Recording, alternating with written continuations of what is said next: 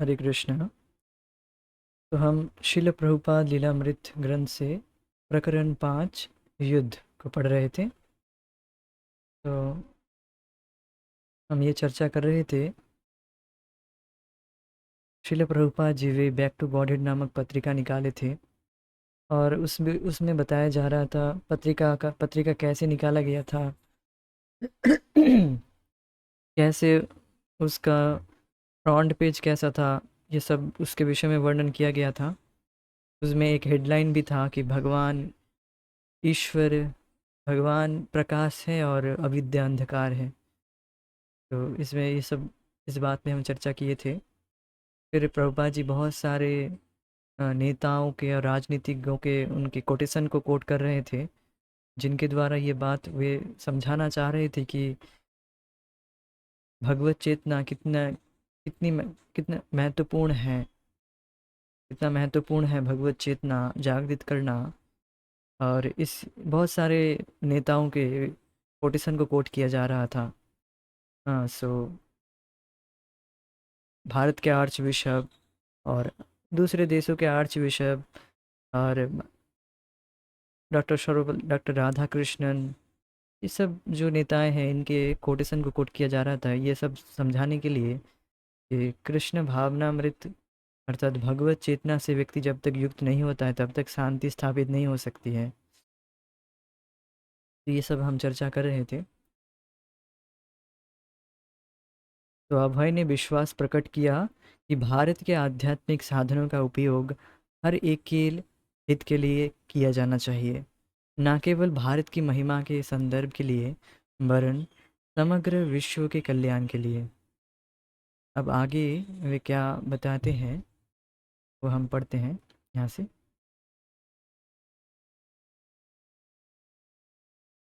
आगे उन्होंने बताया कि उन्होंने बैक टू गॉडेड पत्रिका का आरंभ कैसे किया और कैसे शिल भक्ति सिद्धांत सरस्वती के तिरोधान के 2 सप्ताह पहले उन्होंने उनको एक पत्र लिखा था और कैसे उनके आध्यात्मिक गुरु ने उन्हें अंग्रेजी में प्रचार के लिए आदेश दिया था।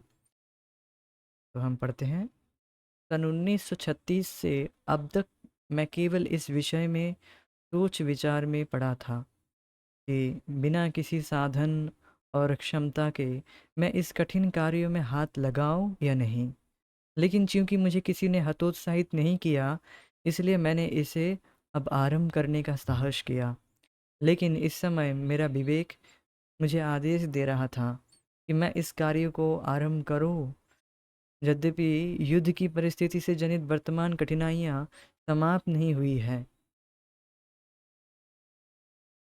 अभय ने कहा कि उनकी पत्रिका में भारत के महान ऋषियों के और विशेषकर भगवान चैतन्य के केवल दिव्य संदेश प्रकाशित होंगे और उनका कर्तव्य एक अनुवादक की भांति केवल उनकी पुनरावृत्ति करना होगा।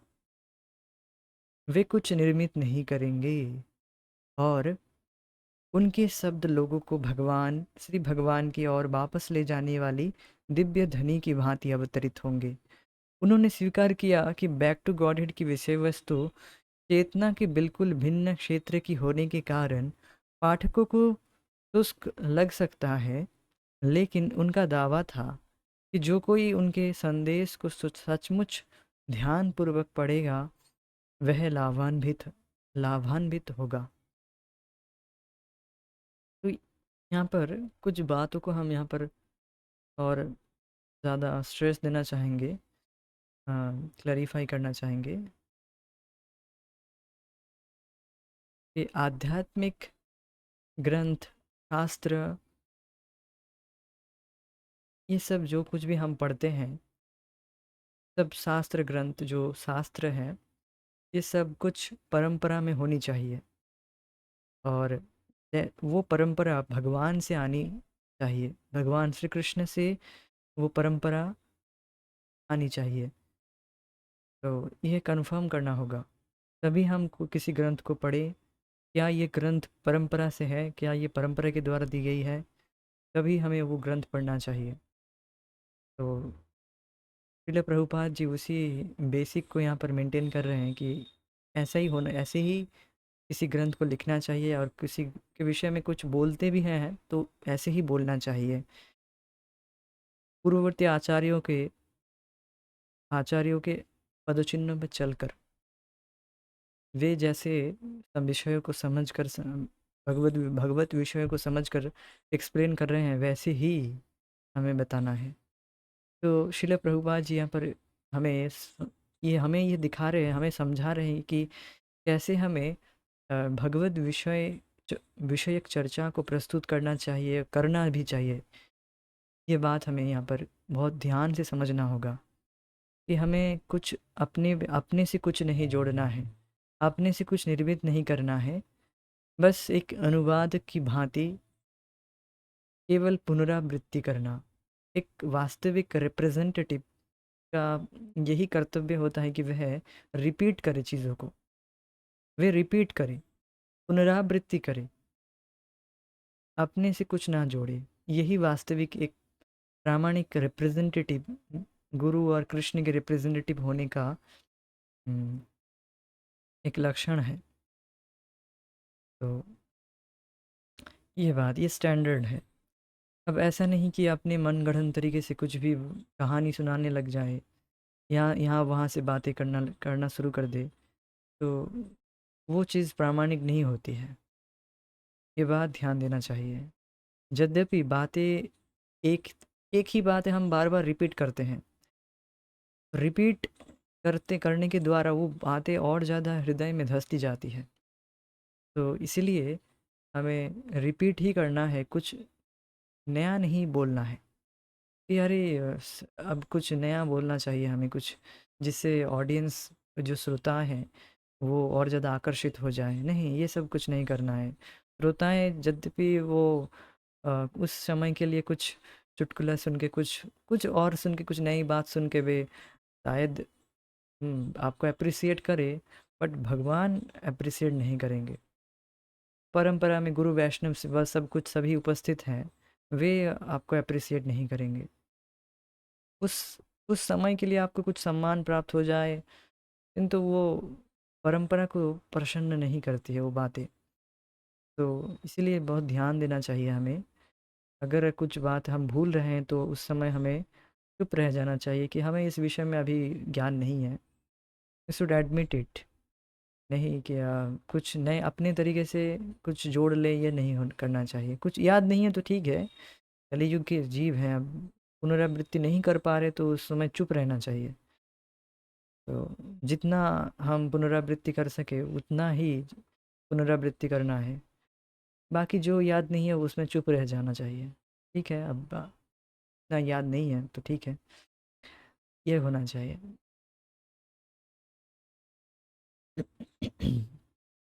और उनके शब्द लोगों को श्री भगवान की ओर वापस ले जाने वाली दिव्य ध्वनि की भांति अवतरित होंगे।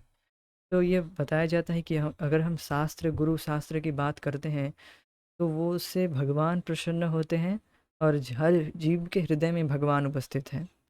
तो भगवान प्रसन्न होने से हर जीवात्मा भी प्रसन्न होता है। तो अब यहाँ पर ये बात क्यों बताई जा रही है कि भगवान की बातें करने से लोगों को शुष्क क्यों लगेगा, पाठकों को शुष्क क्यों लगेगा? ये प्रश्न आप कर सकते हैं। पाठकों को क्यों शुष्क लगेगा, सूखा क्यों लगेगा? ये तो हम भगवान की बात कर रहे हैं, प्रामाणिक बात कर रहे हैं। तो हाँ, देखिए, जब हम शास्त्र से और प्रामाणिक बात करेंगे, कुछ चुटकुला नहीं सुनाएंगे, कुछ बाहर यहाँ वहाँ से कुछ बात नहीं करेंगे, तो जो बद्धजीव का जो टेंडेंसी है, कुछ भौतिक चीज़ें सुनना, भौतिक बातों को चर्चा करना, वो उन्हीं में इतना ग्रसित है, और उन्हीं चीज़ों में भौतिक जो बद्धजीव है वो उसी में आनंद लेता है। तो इतना ज़्यादा आदी हो गया है उसमें आनंद लेने के लिए, तो वो अविद्या नामक रोग से ग्रसित है। तो जो जीव अविद्या से ग्रसित है, एक रोगी है, उसके लिए हरि नाम या हरि कथा जो अमृत से भी ज़्यादा मधुर है, वो तो सूखा लगेगा ही उसके लिए। जैसे अभी हम एक ड्यूटीफुल्ली कथा करते हैं। ऐसा नहीं कि बहुत ज़्यादा टेस्ट है, ऐसा नहीं है। हाँ, थोड़ा बहुत है, थोड़ा अच्छा लगता है। कुछ तो अविद्या से हम मुक्त हुए हैं, ऐसा नहीं कि पूरी तरह से अविद्या में है, नहीं तो क्लास में कैसे में आ पाते। तो कुछ तो मुक्त हुए हैं, इसका लक्षण है कि आप लोग क्लास में नियमित रूप से आ रहे हैं और मैं भी आ पा रहा हूँ। तो अब कुछ बीच में हैं हम। अब ऐसा नहीं कि बहुत सुख मिल रहा है, अब ऐसा भी नहीं है कि बिल्कुल सूखा-सूखा लग रहा है, तो फिर हम कंटिन्यू नहीं कर पाते। तो जो बिल्कुल भौतिकता में लगे पड़े हैं, आप उनको कुछ भगवान के विषय में बोलिए। अरे तुम ये सब बंद करो, ये भगवान की बातें बोलना बंद करो, या अभी हमें तो काम है, हम थोड़े व्यस्त हैं, अभी सुनने का टाइम नहीं है, हम ये अभी हम हमारे पास इतना समय नहीं है, हम बिज़ी हैं, कुछ बहाना बना देंगे। तो देखिए, वो लोग पूरी तरह से अविद्या से ग्रसित हैं। पूरी तरह से उनका जो चित्त है, वो भौतिक गुणों के द्वारा, जो प्रकृति के गुण हैं, उसके द्वारा अ, रंजित है, उसके द्वारा रंगा हुआ है उनका चित्त। तो जो भौतिक गुण हैं, जो भौतिक बातें हैं, वो उसी को सुनने में वो बहुत वाह वाह वाह वाह करेंगे, अरे ये अच्छा है, अच्छा है। और सड्डी गाल सुनाओ, सड्डी गाल सुनाओ। ऐसे पंजाबी लोगों की बात मैं कह रहा हूँ, या कुछ सड्डी गाल मतलब समझ रहे कि अरे यार कुछ आपकी बात भी बोलो, कुछ ये सुनाओ, वो सुनाओ, चटपटी बात सुनाओ। तो इसी सब विषय में जो गुणों की जो चर्चा है, जीव जो बद्धजीव है उसी में उसको सुख मानता है, उसी को बहुत अच्छा मानता है। जो वास्तविक रूप से दुख है उसको अच्छा मानता है, और जो सुख है वास्तविक रूप से उसको शुष्क, उसको सुख शुष्क लगता है, उसको सूखा सूखा लगता है, अच्छा नहीं लगता है उसको। ये है हमारी, ये जो बद्धजीव पूरी तरह से अविद्या से ग्रसित है, उसकी दशा है। तो उसके लिए ये शुष्क लग सकता है। ल- इसका मतलब ये नहीं कि अब हम अपने ठीक है, उनको अच्छा नहीं लग रहा है, कुछ चुटकुला सुनाते हैं, ये सुनाते हैं, वो सुनाते हैं, ये सब कुछ नहीं करना है। ठीक है, उनका इंटरेस्ट नहीं है, तो ठीक है, वो अभी उनका हृदय जब शुद्ध होगा वो आएंगे। अब एटलीस्ट जो इनकी रुचि है, उनको उनको उनको थोड़ी सी रुचि है, उनको अपने बुद्धि से समझना चाहिए इन विषयों को, कि मेरा चित्त अभी शुष्क है, मेरा चित्त अभी कठोर है, और मैं अविद्या नामक रोग से पीड़ित हूँ। बात को समझना चाहिए। जैसे यहाँ पर एक उदाहरण दिया गया है, देखिए, मिस्री उन लोगों को भी कभी मीठी नहीं लगती जो पित्त रोग से पीड़ित है, लेकिन फिर भी मिस्री पित्त रोग के रोगियों के औषधि है। रोग से मुक्ति पाने के लिए यदि पित्त रोग का रोगी मिस्री का नियमित सेवन करता है, तो धीरे धीरे मिस्री उसे मीठी लगने लगेगी। नियमित सेवन करता है, ये अंडरलाइंड है। अगर वह नियमित रूप से सेवन करता है तो धीरे धीरे मिश्री उसे मीठी लगने लगेगी, पहले दिन से नहीं। थोड़ा तो ये बात है, हम बैक टू गॉडेड के पाठकों के लिए भी उसी प्रक्रिया की संस्तुति करते हैं कि वे नियमित रूप से इसको पढ़े, नियमित रूप से सुने, यद्यपि अच्छा ना लगे फिर भी। जैसे जब बीमार हो जाते हैं, बीमार पड़ जाते हैं, तो जो टैबलेट्स वगैरह खिलाते हैं डॉक्टर, वो क्या अच्छा लगता है खाने में? तो उत्तर होगा नहीं, अच्छा नहीं लगता है, वो तो कड़वा लगता है, अरे मुंह बनाते नहीं खाएंगे। नहीं खाएंगे, फिर भी मम्मी जोर फोर्सफुली, अरे खाओ बेटा खा लो, नहीं तो क्या ठीक नहीं हो पाओगे, ये वो। ठीक, तो फिर हम कैसे भी ऐसे नाक मुंह बंद करके कैसे तुरंत उसको निगल जाते हैं। और कभी कभार कहते हैं कि चबा के खाना होगा तो खत्म। तो अब बस उसको कैसे तुरंत as as soon as possible हम चबा के खा जाते हैं कि नहीं। तो वहाँ पर हम बुद्धि से काम करते हैं, ऐसा नहीं कि हमें टेस्ट होता है। ये बुद्धि होती है कि हमें ठीक होना है, ठीक होना है, ठीक होना है। तो जो इसे समझ लिया कि इस भोगों से मुझे सुख नहीं मिल रहा है, ये बस केवल एक छलावा है, तो उसे इस पर ध्यान देना चाहिए कि नहीं नहीं, मुझे वास्तविक सुख चाहिए, मुझे ठीक होना है, ठीक होना है। उसे ये दिखने दिखने लगना चाहिए कि भोगों से मैं वास्तविक रूप से मुझे सुख नहीं मिल रहा है। इसका मतलब इस भोग, ये जो बस एक छलावा है, इसमें सुख है ही नहीं। तो लोगों को पता ही नहीं रहता है कि इसमें सुख है ही नहीं। ये तो जान जाते हैं कि ये बस कुछ कुछ छलावा है, बट उनको वास्तविक वस्तु मिलती नहीं है। तो उसी के पीछे वो लगे रहते। चलो अब क्या है, अब जीव को सुख तो चाहिए। तो वास्तविक वस्तु यहाँ पर दिया जा रहा है। वास्तविक वस्तु क्या है? वास्तविक वस्तु यही है, भगवान की, भगवान का नाम, भगवान, भगवान की कथा। ये वास्तविक वस्तु है, इन्हीं से वास्तविक जीव को सुख प्राप्त होगा। तो धीरे धीरे नियमित रूप से श्रवण करेंगे तो चित्त, जो अनादिकाल से इन इसी अविद्या से ग्रसित है हमारा हृदय, तो धीरे धीरे जब साफ होने लगेगा, तो वही हरिनाम और हरि कथा में हमें रुचि प्राप्त होने लगेगी। तो ये प्रश्न नहीं कि करना चाहिए कि रुचि कैसे प्राप्त होगी, हरिनाम में कैसे रुचि प्राप्त होगा, या नाम में कैसे रुचि प्राप्त करे, या कथा में कैसे रुचि जागृत करे, कुछ समझ नहीं आ रहा है, सब ऊपर से जा रहा है।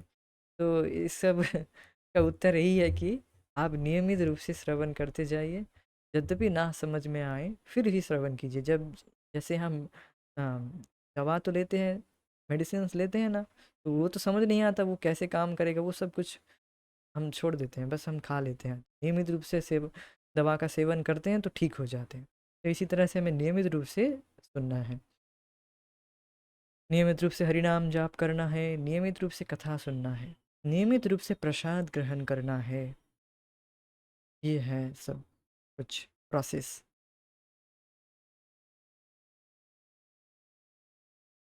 अभय ने वेदों के सनातन संदेश को प्रस्तुत करने पर ध्यान केंद्रित किया, लेकिन उस समय की संकटापन्न स्थिति के संदर्भ में अपने श्री भगवान और उनकी शक्तियाँ नामक निबंध में उन्होंने वैदिक साक्ष्य और युक्तिपूर्ण दलीलों के आधार पर श्री भगवान और एकाकी आत्माओं की दिव्य प्रकृति की व्याख्या की और सिद्ध किया कि वे अमर, आनंदमय और ज्ञानमय है। क्योंकि मनुष्य ने श्री भगवान के प्रति अपने जीवन संबंध को भुला दिया है और उनकी उपेक्षा की है, इसलिए वे इस भौतिक संसार में कभी संतोष नहीं प्राप्त कर सकते, जो अस्थाई है और अनिवार्य कष्टों से ग्रस्त है। आत्मा के रूप में हर व्यक्ति स्वभाव से शाश्वत है और इसलिए प्रत्येक जीव विपत्तियों और आपदाओं के आक्रमण से बचने का प्रयत्न करता है, जो एक एक करके आती रहती है, लेकिन भौतिक शरीर दुख भोगने और अंत में नष्ट हो जाने के लिए है। तो देखिए यहाँ पर क्या बात बताई जा रही है कि भगवान शाश्वत है, ज्ञानमय है और आनंदमय है, सच्चिदानंदमय विग्रह। भगवान है सच्चिदानंदमय विग्रह, वे एक व्यक्ति है। जो व्यक्ति कैसे है? जो कि अशाश्वत है, और शाश्वत मीन्स इटर्नल, अर्थात भगवान का जो वपु है वो शाश्वत है, वो कभी परिवर्तनशील नहीं होता है। हमेशा उनका शरीर नव यौवनम च, वो आदि पुरुष है, फिर भी वे नव यौवन, यौवन की दशा में हमेशा रहते हैं। नव यौवनम च ऐसे बताया जाता है। हाँ, सो शाश्वत है वे, और पूरी तरह से ज्ञानमय। वे कभी भी माया के द्वारा प्रभावित नहीं होते हैं, और उनका जो ज्ञान कभी भी ढक नहीं जाता माया के द्वारा। तो वे पूरी तरह से ज्ञानमय हैं। हाँ, और आनंदमय, आनंदमय मतलब उन वे खुद ही आनंद के आगार है। उनको बाहर से किसी किसी पर निर्भर नहीं करना पड़ता है कि आनंद पाने के लिए। ऐसा दिख सकता है कि आप देख सकते कि अरे भगवान तो अपने पार्षदों पर या भक्तों पर या उन पर निर्भरशील होते हैं, तो ये बात नहीं है। भगवान उनकी अंतरंगा शक्ति, लादिनी शक्ति से ही भगवान आनंदित रहते हैं। भगवान की शक्ति अर्थात श्रीमती राधा रानी जो कि उनकी लादिनी शक्ति है, तो भगवान अपने आनंद, अपने में ही मग्न रहते, बिल्कुल अपनी शक्ति उनकी शक्ति है। सो वे अपने में ही सुखी रहते हैं। तो अब जीवात्मा जो भगवान का ही अंश है, तो वे क्यों अब दुख भोग रहा है, ये प्रश्न होगा। वे उनको क्यों बार बार मरना पड़ता है, यद्यपि हम शाश्वत हैं। तो उस पर बताया गया है कि ये बात हमें जानना चाहिए कि हमें ये देखना भी चाहिए कि सच में हम भगवान से कोई संबंध फ़ील नहीं करते, है कि नहीं? हम भगवान से कोई संबंध हमें कुछ फ़ील नहीं होता है। और अपने परिवार वालों से जो संबंध अनुभव होता है, जो कि नश्वर हैं, जो कुछ ही समय बाद नष्ट हो जाएगा, ये शरीर नष्ट हो जाने के तुरंत बाद ही, या वो जो सामने वाला वो उसका शरीर नष्ट हो जाए तो पूरा संबंध खत्म। किंतु आप देखिए कि उस व्यक्ति के साथ कितना संबंध का अनुभव होता है, तभी ना आप उस व्यक्ति के विषय में कंसर्न है कि वो उसको सुख लग रहा है कि दुख लग रहा है कि नहीं। तो उसके बारे में आप सोच रहे हैं कि उसको कुछ खराब ना लगे, ये जो भी है आप उसका पालन कर रहे हैं या फिर ध्यान रखते हैं, केयर करते हैं, जो भी कुछ करते हैं, प्रेम करते हैं, तो ये अफेक्शन है। ऐसा क्यों? कि संबंध अनुभव करते हैं इसलिए। अब भगवान जो कि सबके हम भगवान जिनके अंश हैं, उनसे तो ऐसा कोई संबंध अनुभव नहीं कर रहे हैं। तो ये ऐसा क्यों है? क्योंकि अनादिकाल पहले हमने भगवान से इतर होकर भगवान से अलग स्वतंत्र भोगने की इच्छा किए थे। तो इसीलिए हम तुरंत उसी समय अविद्या के द्वारा ग्रसित हो गए और भगवान को भूल गए। भगवान से हमारा जो शाश्वत संबंध है वो ढक गया और अविद्या के द्वारा हम ग्रसित हो गए। हमारा जो शाश्वत संबंध है वो ढक गया, ये कह सकते हैं ढक गया। उसे जागृत करना है, वो सो गया है, ये कह सकते हैं। उसे जागृत करना है। हाँ, सो डोंट आस्क मी, ये पूछना मत कि कब हुआ, कैसे हुआ, ये सब मत, ये सब बेकार के प्रश्न है। ये सब प्रश्नों के विषय में चर्चा नहीं होती है। अनादिकाल जब बताया जाता है इसका मतलब इनफाइनाइट टाइम पहले, दैट मीन अनादि। उसका कोई डिटेल्स हम नहीं ढूंढने में नहीं निकालेंगे, उसमें समय वेस्ट नहीं करेंगे। अब बीमार हो गए, अब बस ठीक होना कैसे है इसमें बारे में सोचेंगे। तो ये बात है। हाँ, ये जो व्यक्ति बीमार पड़ जाता है वो नहीं सोचता, डॉक्टर को नहीं पूछता आगे, अरे पहले बताओ डॉक्टर साहब कैसे हम बीमार पड़े फिर हम मेडिसिन खाएंगे, ये सब नहीं पूछते। फटाफट मेडिसिन, डॉक्टर साहब जल्दी मेडिसिन दे दीजिए जिससे हम ठीक हो जाए, जल्दी से ठीक हो जाए बस। कैसे बीमार पड़े ये सब नहीं भी पता चले तो कोई इशू नहीं है। तो इसी वजह से हम भगवान से अपने संबंध को भूल गए हैं और अपने शाश्वतता को खो बैठे हैं, ये नहीं कहूँगा। हम हमारे शाश्वतता को वो आच्छादित हो गया है, मतलब खो बैठे हैं भी कह सकते हैं। जो हम जो शाश्वत हैं, हम शाश्वत हैं, किंतु हमें एक एक शरीर से दूसरे शरीर में जाना पड़ता है। क्यों? क्योंकि हम भोग इच्छा है इस जीवन में, जो इच्छाएं पूर्व जन्म जन्म में किए थे वो इच्छा इस जन्म में कर रहे हैं, तो कुछ इच्छा इस जन्म में भी हो रहा है और पिछले जन्म के कुछ इच्छाएं पूर्ण नहीं हुए वो भी उसको भी कैरी फॉरवर्ड कर रहे हैं सामने। तो उसके लिए और एक शरीर, इस तरह से शरीर यात्रा कहते हैं इसको, शरीर यात्रा। किस यात्रा में जा रहे हैं आप सब, किस यात्रा कर रहे हैं? तो कहेंगे हम शरीर यात्रा में पाए अभी, पता नहीं अब अगले शरीर में कहाँ जाएंगे। तो ठीक है, भगवान की भक्ति कर रहे हैं तो एक निश्चित है, या एटलीस्ट मनुष्य शरीर तो मिलेगा ही। और अच्छे से भगवान की भक्ति करेंगे तो चले जाएंगे भगवान के पास। अंत काले च मामेव स्मरण मुक्ता। भगवान का स्मरण इस तरह से करते करते अगर अंत काल के समय भगवान का स्मरण कर लिए तो भगवान के पास डायरेक्ट इस जन्म में।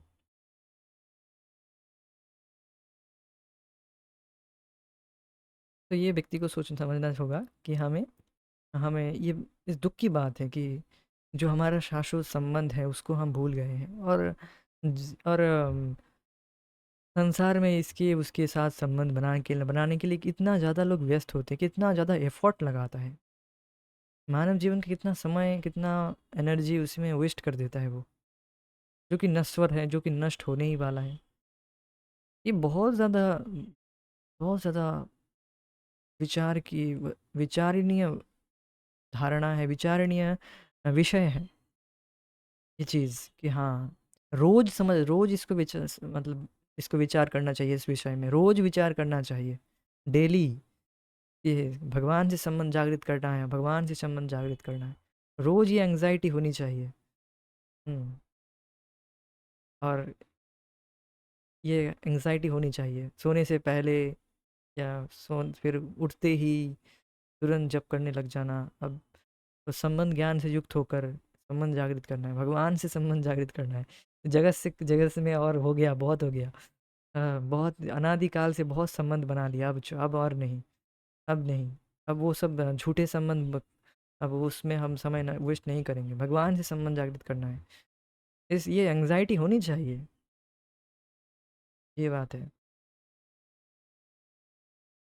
कलकत्ता के निवासियों का जापानियों की बमबारी के डर से बीतने वाला जीवन उसी अनश्वर प्रवृत्ति के कारण है।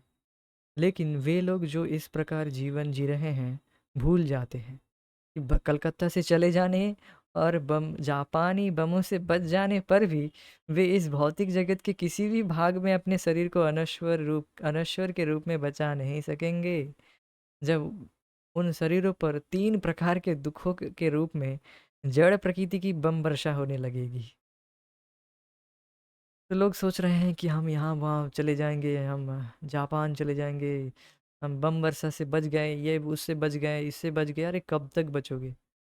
है, काल रूप में बस काल वेट कर रहे हैं हमारे लिए, कब हम समय आने पर तुरंत हमें हमारी मृत्यु अवश्यंभावी है। Who can avoid death? कौन ये मृत्यु को जीत सकता है एक्सेप्ट डिवोटीज? तो जगत में लोग इस तरह से सोचते हैं, प्लान बनाते हैं, हम यहाँ वहाँ चले जाएंगे, चंद्रमा में चले जाएंगे, चांद में चले जाएंगे, तो चांद में भी क्या मृत्यु हमें छोड़ेगी क्या? नहीं। मृत्यु सर्वहरश्चाहम। तो व्यक्ति को सोचना चाहिए कि इस शरीर यात्रा रूपी इस यात्रा को ख़त्म करना है, इस यात्रा में और यात्रा नहीं करना है। अब इस चक्र को भेदना है, इस चक्र को बंद करना है अब भगवान की भक्ति करके। हाँ, इस चक्रव्यूह से छूटना है हमें। इस विषय में व्यक्ति को सोचना चाहिए, विचार करना चाहिए। मानव जीवन इसी के लिए है, मानव जीवन इसी के लिए है। इस चक्रव्यूह को भेदने की यही एकमात्र आशा का किरण है। आशा है कि हम इस मानव जीवन में ही हम इस शरीर यात्रा रूपी जो यात्रा है उसको भेद सके, उसको बंद कर सके, चक्र को अब स्टॉप कर सके। अनादिकाल से ये सब हो रहा है, ये चक्र में हम फंसे हैं, इसमें इससे बाहर निकल सके। अब सोचना चाहिए व्यक्ति को, अपने संबंध को भगवान से जागृत करने के लिए सोचना चाहिए।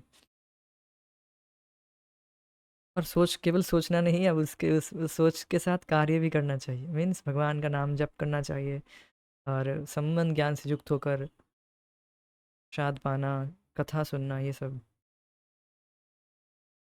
जापानी भी जो दूसरों की भूमि पर अधिकार जमा कर अपना सुख चैन बढ़ाने के लिए निर्मम बमवर्षा द्वारा कलकत्ता के निवासियों को धमका रहे हैं, नहीं जानते कि उनका यह सुख चैन भी अस्थायी और नश्वर है, जैसा कि अपने ही देश में उन्होंने बार बार अनुभव किया है।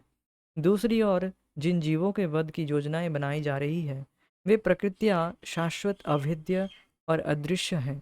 इसलिए वे सभी जीव जिनको मारने की धमकियां दी जा रही है और वे जो विजय की धमकियां दे रहे हैं समान रूप से माया शक्ति के द्वारा वशीभूत हैं, अतएव अंधकार में हैं।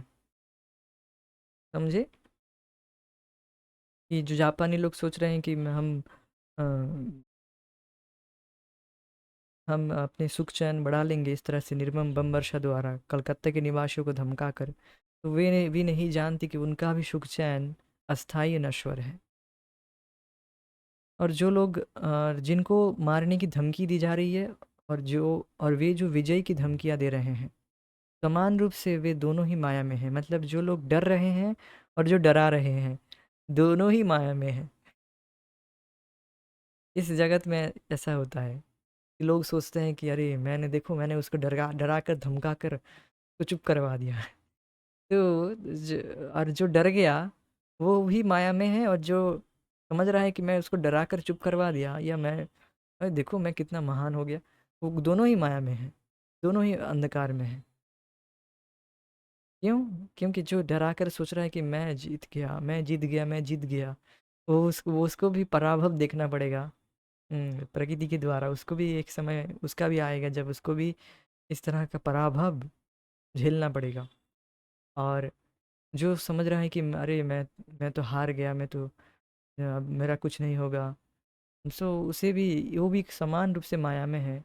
क्योंकि आत्मा का कोई हार जीत नहीं है, आत्मा का कोई आत्मा की मृत्यु नहीं होती है। तो वो जो डर रहा है वो भी माया में है, और जो डरा रहा है वो भी माया में है। अभय ने लिखा कि अपने निजी उपायों द्वारा मनुष्य कभी भी विनाश की स्थिति में नहीं बच सकता। अपने निजी उपायों द्वारा मनुष्य कभी भी विनाश की स्थिति में नहीं बच सकता। ये बात समझ लेना चाहिए। ये जो साइंटिस्ट लोग लगे पड़े हैं अपने विनाश की स्थिति को बचाने के लिए, बस 4 साल दे दीजिए हमारा, डॉक्टर साहब हमें 4 साल दे दीजिए, हम अपना जो भी रिसर्च है उसको कंप्लीट कर ले, फिर हम मरेंगे। 4 साल क्या, 4 दिन बाद ही ख़त्म कहानी उसकी। तो ये संभव नहीं है, कोई भी गारंटी नहीं दे सकता है। किसी भी तरीके से, किसी भी निजी उपाय से व्यक्ति अपने विनाश को रोक नहीं सकता है। मीन्स विनाश में शरीर रूपी जो विनाश, शरीर को मैं मानने से उसकी मृत्यु बार बार हो रहा है, इस वजह से इससे नहीं बच सकता है। शरीर तो नष्ट होना ही है।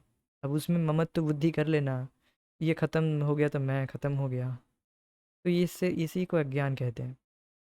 इससे व्यक्ति बच नहीं सकता है वास्तव में। संसार के कितने ही नेता युद्ध से मुक्ति चाह रहे थे, लेकिन वे असफल हुए, क्योंकि शांति के लिए उनके सारे प्रयत्न जीवन की भौतिक धारणा से बद्ध थे।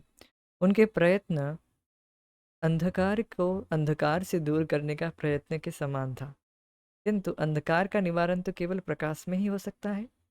प्रकाश के बिना मनुष्य का मन, जो स्वयं ही भौतिक प्रकृति से उत्पन्न है, चाहे वे कितना भी चिंतन करे, जीवों को स्थायी शांति नहीं प्रदान कर सकता।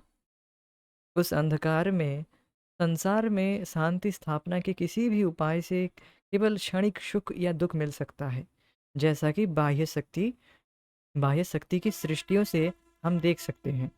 अंधकार में अहिंसा उसी तरह बेकार है जैसे हिंसा, जबकि प्रकाश में ना हिंसा की आवश्यकता है और ना अहिंसा की। तो यहाँ पर प्रभुपाद जी बहुत सुंदर तरीके से उन लोगों का खंडन कर रहे हैं जो लोग सोच रहे हैं कि हम अहिंसा के द्वारा शांति स्थापित कर देंगे। और कुछ पार्टी के लोग हैं जो सोच रहे हैं कि अरे ये अहिंसावादी लोग, ये तो इनका कुछ नहीं होगा, हिंसा करना चाहिए, हिंसा के द्वारा हम शांति स्थापित कर देंगे। तो चाहे वो हिंसा हो और अहिंसा हो, उस दोनों में अगर भगवान की प्रसन्नता नहीं है, भगवान की संतुष्टि नहीं है, तो दोनों कार्य विफल है। दोनों का जो कार्य है वो विफल है। उस वो पराभव ही है। उसको दोनों को पराभव ही प्राप्त होगा, मीन शांति स्थापित नहीं होगी। हाँ, जो सोच रहा है कि मैं अहिंसा अहिंसा का नारा लगाकर मैं शांति स्थापित कर दूंगा, तो उसके साथ भी हिंसा हो जाएगी। और जो सोच रहे हैं कि मैं हिंसा के द्वारा शांति स्थापित कर दूंगा, उसका भी कब क्या हो जाएगा उसको खुद को पता नहीं होगा, वो भी शांति स्थापित नहीं कर पाएगा। मेन थिंग इज भगवान क्या चाहते हैं, भगवान की प्रसन्नता क्या है, भगवान क्या चाहते हैं, भगवान क्या चाहते हैं, वो मेन थिंग है। मेन थिंग इज, अब आप प्रश्न करेंगे भगवान से कैसे पूछे भगवान क्या चाहते हैं, तो इसीलिए है ना भगवान के रिप्रेजेंटेटिव, उनकी परंपरा में, जो गुरु परंपरा में है ना, गुरु महाराज श्रील गुरुदेव है ना, वे बता रहे हैं कि भगवान कैसे प्रसन्न होते हैं। वो कार्य करना चाहिए ना, वैसे कार्य करना चाहिए ना। अपने मनगढ़ंत तरीके से व्यक्ति क्यों कार्य करता है? गुरु शास्त्र के अनुसार कार्य करे तो उसका कोई सुख दुख नहीं है। हाँ, सो ये बात है। समझ रहे हैं कि चाहे कोई, ऐसे आप लोग देखेंगे कोई हिंसा का नारा कर लगा रहा है, कोई अहिंसा का, तो दोनों का जो प्रयास है वो बेकार है, क्योंकि दोनों में ही प्रकाश का अभाव है। प्रकाश मीन्स भगवत चेतना। भगवान भगवान कृष्ण को गायब कर दिया गया है, भगवान कृष्ण से कोई लेना देना ही नहीं है। मेन थिंग इज, जो लोग भगवान के भक्त नहीं है, वो हमेशा अंधकार में ही रहेंगे। वो उनका उनको प्रकाश से कोई मतलब ही नहीं है, तो वो लोग किन से अंधकार को दूर करने का प्रयास करेंगे? वो खुद अंधकार में है और दूसरों को कैसे प्रकाश देंगे? तो वो तो अंधकार से अंधकार को दूर करने का प्रयास करेंगे। मीन्स आपको कोई कोई भौतिक सॉल्यूशन दे देंगे। ये अर्थात वो वैसे ही हुआ जैसे अंधकार से दूर करने का प्रयास, तो ये तो विफल ही होगा, ये तो बेकार है। ये जो प्रयास, जब तक जीवात्मा को प्रकाश मीन्स भगवान के संपर्क में नहीं आया जाता, ले आया जाता, तब तक वो सुखी नहीं हो सकता है। ये मेन बात है। बहुत सुंदर बात है ये बातें। अम, अभी मैं ऐसा नहीं, ये बात बहुत सुंदर है यहाँ पर। देखिए यहाँ पर मैं कुछ एक्स्ट्रा एक्स्ट्रा बात करना चाहूँगा कि या आप लोगों के सामने जब मतलब भक्तों की संगति में जाकर जब ये सब चर्चा कर रहा हूँ, तब ये बातें मुझे और ज़्यादा क्लिक करती है। अरे यहाँ सच में मैं वहाँ पर प्रभुपाद जी के लेक्चर सुन रहा था, वही वही बात प्रभुपाद जी यहाँ पर बोल रहे हैं।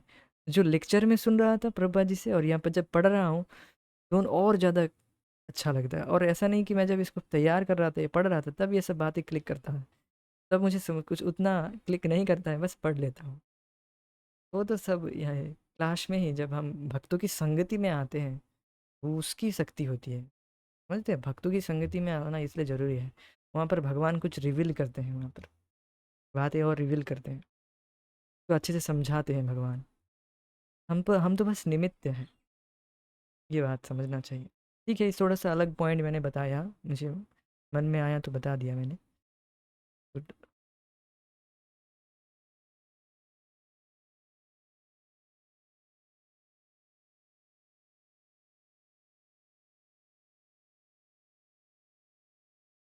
अभय ने एकमात्र युद्ध पर विचार नहीं प्रकट किया।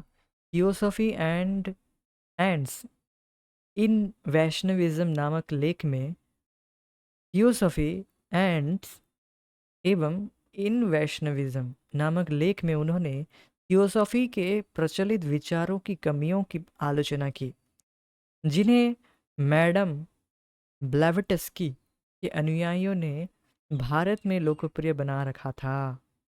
कांग्रीगेशनल चैंटिंग नामक लेख में उन्होंने इस शास्त्रीय भविष्यवाणी का समर्थन किया कि भगवान चैतन्य का संकीर्तन आंदोलन पृथ्वी तल पर हर कस्बे और हर गांव में फैलकर रहेगा। तो अब आपका प्रश्न होगा, ये थियोसॉफी एंड थियोसॉफी है क्या है थियोसॉफी? देखिए, थियोसॉफिकल सोसाइटी एक सोसाइटी है जो कि मैडम ब्लेवेटस्की ने बनाया है। उन्होंने क्रिएट किया है। उन्होंने वो इसके फाउंडर हैं, फाउंडर आचार्य कह सकते हैं, जो भी वो उन्होंने ढूंढ स्थापित किया कि क्या, कि ये लोग बताते हैं कि सभी धर्म ठीक है, जो भी पद तुम जो भी धर्म कर रहे हो वो सब ठीक सही है। अब ये लोग क्या किए, सारे धर्म को मिला दिए, ये भी सही है वो भी सही है, सबको मिला दो। वो सब बताते हैं सभी धर्म इसमें ये पूरी तरह से करेक्ट नहीं है। इसमें जो ट्रूथ है, जो वो उनको जो अच्छा लगता है उसको मिला देंगे। ये भी धर्म है वो भी, सबको मिला देंगे, और कुछ अपना कुछ मत बताएंगे, भगवान निराकार है बेसिकली यही बताएंगे। यही बताएंगे, भगवान निराकार है, भगवान का कोई रूप नहीं है। यही सब बताएंगे, और ध्यान करने के लिए बोलेंगे, यही सब बेसिकली यही सब बताएंगे। सो सो इसको इसकी इसकी कमियों की आलोचना की। इनकी कोई परंपरा नहीं है, ये अपने से ही अपनी परंपरा शुरू कर दिए हैं, इनकी परंपरा भगवान से नहीं आई, ये अपने से परंपरा शुरू कर दी है, मैडम जी ने परंपरा शुरू कर दी है। तो समझ रहे हैं कि ये सब बस एक कुछ कल्पना है, कुछ मेंटल स्पेकुलेशन की गई है इनकी जो फिलॉसफी है उसमें। और यहाँ वहाँ से कुछ कुछ चीज़ बाइबल से, कुछ चीज़ यहाँ वहाँ से, मतलब कई सबसे सबको मिला दिए ये लोग। सभी धर्म को मिला दिए ये लोग, और अपना कुछ मत प्रकाश कर दिए कि मेन मत यही है कि भगवान निराकार है, भगवान कुछ नहीं है। हाँ, जिसको मानो तो वो सब सही है, वो सब सारे धर्म सही है। अब तुम हमारे पास आओ, सबको हम मिला दिए हैं, सबको सबका निचोड़ दिए हैं हम यहाँ पर। ऐसा इनका मत है कि हम लोग जिस दे रहे हैं वो सही है, सबको मिला दिया हमने, हमारा धर्म बिल्कुल स्ट्रांग हो गया, हमने हमने सारे धर्म को मिला दिए। ये मैं एक बचपन में ऐसा किया था। मैंने सोचा था चलो मैं मेडिसिन बनाता हूँ। क्या किया, मेरे घर में बहुत सारे होम्योपैथिक मेडिसिन रहती थी रहता था। तो मैंने क्या किया कि मैंने सोचा सारे मेडिसिन को मिला दूँ, तो एक मेडिसिन बन जाएगा जिसमें सारे के सारे रोग ठीक हो जाएँगे। जैसे मेरी लाल भुजक्कड़ गिरी थी, तो मैंने ऐसा किया। तो अब वो करने के बाद मेरे मम्मी ने जब मुझे पकड़ लिया, अरे ये सब क्या कर दिया, सब खराब कर दिया, बहुत पिटाई हुई उस दिन। वो तो खैर बच गया था मेरे पिताजी की वजह से। तो ये लोग ऐसे ही कर रहे हैं कि ये वो सारे धर्म को मिला दिया, सोच रहे हैं कि हमने बहुत बढ़िया कमाल का चीज़ बना लिया है, अब इसके द्वारा सभी लोगों की समस्याएं हल कर देंगे। This all are stupidity only. ये सब बेकार की धारणा है। सभी धर्म का एक उद्देश्य है, वास्तव में है, ऐसा नहीं है। सभी धर्म एक स्पेसिफिक लोगों को टारगेट करके, सभी धर्म को भगवान, धर्मम तो साक्षात भगवत प्रणीतम, भगवान के द्वारा धर्म के विषय में बताया गया है। जो मुस्लिम धर्म, यहूदी को ये करते हैं, क्रिश्चियंस जो भी है, इन सब को एक भगवान अपने अपने प्रतिनिधि को भेजते हैं, जिसके द्वारा इन सबको सब धर्मों की प्रवर्तन किया जाता है। और मेन सभी धर्मों में एक चीज़ कॉमन है, जो वास्तविक जो वैष्णव धर्म के अनुसार ये है कि भगवान से प्रेम करना, ये कॉमन है, ये मेन बात है। ये सब कुछ, ये थियोसॉफिकल सोसाइटी, ये सब इनको नहीं मानते, ये सब कुछ, ये तो बस कुछ भगवान कुछ निराकर बताते हैं जो भी है। ये सब ठीक सही नहीं है। जो सार है सभी धर्मों का वो ये है कि भगवान से प्रेम करना, भगवान से कैसे प्रेम को जागृत करना, that is the main thing. सभी धर्म इसी के बारे में बोलते हैं। हाँ, अलग अलग कुछ नहीं बोलते हैं। तो और जो कि अब अब वैष्णव धर्म में स्पष्ट ज्ञान है कि कैसे अब प्रेम करना है, उसके विषय में तो जानना होगा ना। दिखते कैसे हैं, रहते कहाँ हैं, नाम क्या है उनका, और क्या पसंद क्या करते हैं, ये सब जानेंगे, डिटेल्स के बारे में जानेंगे, तब ना प्रेम कर पाएंगे। और धर्म में उतना क्लैरिटी से नहीं दिया गया है, तो वैष्णव धर्म में उसके विषय में क्लैरिटी से दी गई है। तो कैसे भगवान से प्रेम किया जाए, कैसे करेंगे, जब उसके बारे में उनके विषय में जानेंगे तब ना। तो वो बताया गया कृष्ण भगवान है, कृष्ण कैसे द्विभुज श्याम सुंदर रूप है, मुरलीधर है। हाँ, सो इतने सुंदर वर्णन किया जा रहा था। आज ये सुन रहे थे कुछ भगवान के विषय में। भगवान की जो आंखें हैं वो कमल की भांति है। कमल भी ऐसी अपेक्षा वो भी करता है कि उसको वो ऐसे एक एस्पायर करते कि मुझे भी भगवान की भगवान के नयन जैसी सुंदरता मुझे प्राप्त हो। तो भगवान की आंखें तरह कितनी सुंदर होगी, वो तो आप कल्पना ही नहीं कर सकते। तो उनके जो घुंघराले बाल है, तो और उनके उनके चेस्ट में, हाथी में श्रीवस्त्र का चिन्ह है, हाथों में शंख चक्र गदा के चिन्ह है। इस सब विषय में जानेंगे नहीं। और भगवान कितने मधुर हैं, कितने मधुर बांसुरी बजाते हैं। और कभी ऐसा नहीं कि वो अकेले रहते हैं, वे वृंदावन अपने अपने पार्षदों के साथ, अपने गोपियों के साथ और गोपगणों के साथ रहते हैं। लीला परायण है, कीड़ा परायण है। तो ये सब वास्तविक बातों को जानेंगे तब ना उनसे प्रेम कर पाएंगे। ये सब बातें वैष्णव धर्म में बताया गया है। तो इसीलिए व्यक्ति को कृष्ण भावनामृत का अनुशीलन करना चाहिए, जिसमें इन डिटेल्स में भगवान के विषय में जान पाएंगे। और जानने के द्वारा ही हम मुक्त हो जाते हैं। और अब आगे तो प्रेम का ही क्या है, प्रेम तो मिलेगा ही। आप जितना जानेंगे भगवान के विषय में, तो और ज़्यादा भगवान से आसक्त होंगे। ये बात है। तो हम यहाँ पर हम रुक जाएंगे। यहाँ से आगे से हम अगली कक्षा में चर्चा करेंगे। तो ये बात फैल कर रहेगी, क्या बात, ये जो कृष्ण भावनामृत का प्रचार, পৃথিবীতে আছে যত নগরাদি গ্রাম सर्वत्र प्रचार होइबे मोर नाम। इतना महाप्रभु जो स्वयं कृष्ण है वे खुद बता रहे हैं, मेरा नाम हर गांव, हर कस्बे, हर शहर में मेरा नाम का प्रचार होगा। तो वो भविष्यवाणी अब सच होकर हम देखते हैं। तो उसको हम अगली कक्षा में देखेंगे। ये आगे हम अगली कक्षा में चर्चा करेंगे। यहाँ पर हम रुक जाएंगे। हरे कृष्ण। जय शिल प्रभुपाद। निताय गौर प्रेमानंदे। हरि हरि बोल। Thank you so much, thank you for joining us. Hare Krishna.